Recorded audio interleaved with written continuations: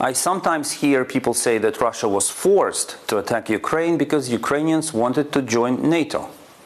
Those people also often say that NATO promised it would not expand to the east, but later broke this promise.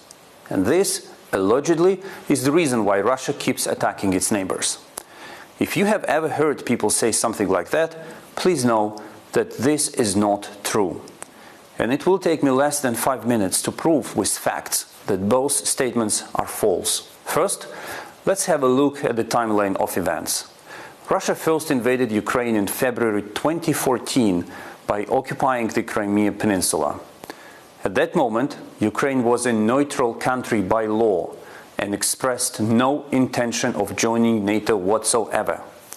For instance, during the Revolution of Dignity, the protesters insisted on Ukraine joining the EU, not NATO.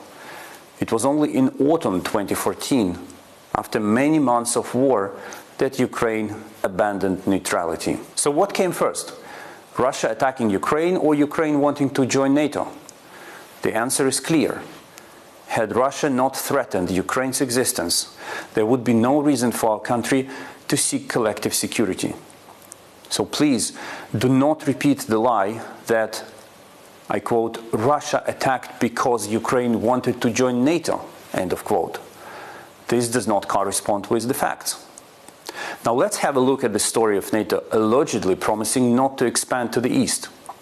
If you ask people who say this, when exactly such a promise was made and who made it, most of them will not be able to provide a clear answer. Spoiler, because no such promise has ever been made and the whole story is a Russian fairy tale. Those more sophisticated will tell you that the promise was made to the president of the USSR, Mikhail Gorbachev. They may even refer to the 1990 US-Soviet negotiations on the reunification of Germany. Again, let's consider the timeline. In summer 1990, when these talks were held, the Soviet analog of NATO, the Warsaw Pact, still existed. Its dissolution, let alone the Soviet Union's dissolution, was not on the cards. No one even talked about it or imagined it. It was only next year, in 1991, that the Warsaw Pact and later the USSR quite unexpectedly ceased to exist.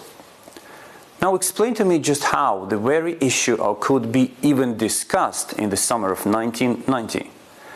It is not surprising that Mikhail Gorbachev later himself refuted this falsehood. When asked by a journalist whether any such promise had been made, he said this was a myth. Now let's look at it from another perspective. How could NATO even promise anything like that? Initially, it is not NATO that decides which country joins it. Countries themselves need to want it, and actually, the membership criteria are very difficult. It requires a lot of political will and reform. All the NATO members that joined it after 1991 really wanted to be part of it. The people wanted this. And here comes the most uncomfortable question for Russia. Why were all of the nations that had been part of the Soviet Union or the socialist bloc so eager and desperate to join NATO? Well, maybe because in 3 decades Russia has invaded or incited war in at least 3 of its neighbors: Moldova, Georgia, and Ukraine. At the same time, Russia has not dared to invade any of its NATO neighbors. Do you see the pattern?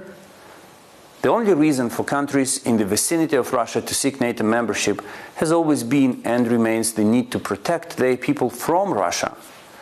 Therefore, Moscow has only itself to blame for the fact that all of the Central European and Baltic nations ran away from it and hid under the NATO umbrella as quickly as they could. Do not let Russian officials or their supporters in the West fool you. Russia attacked Ukraine not because NATO expanded to the east, or because Ukraine wanted to join NATO.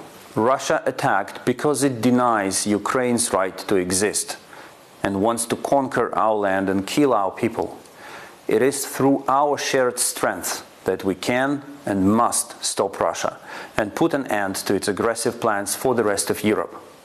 For this to happen, keep supporting Ukraine and don't buy Russian lies.